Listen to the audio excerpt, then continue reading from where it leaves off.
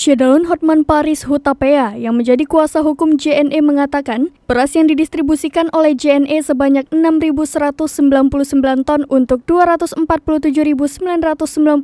keluarga penerima manfaat atau KPM di wilayah Depok. Dikatakannya, dari sekian ribu ton bansos tersebut pastinya menjadi hal yang wajar jika sebagian kecil mengalami kerusakan saat pengiriman.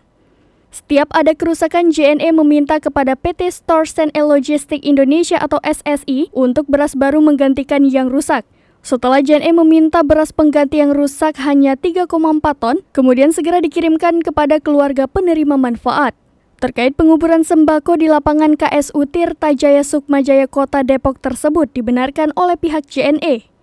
VP of Marketing JNE Express Eri Palgunadi mengatakan, soal penguburan sembako rusak itu tak melanggar prosedur karena sesuai dengan perjanjian antara JNE dan pihak pemerintah.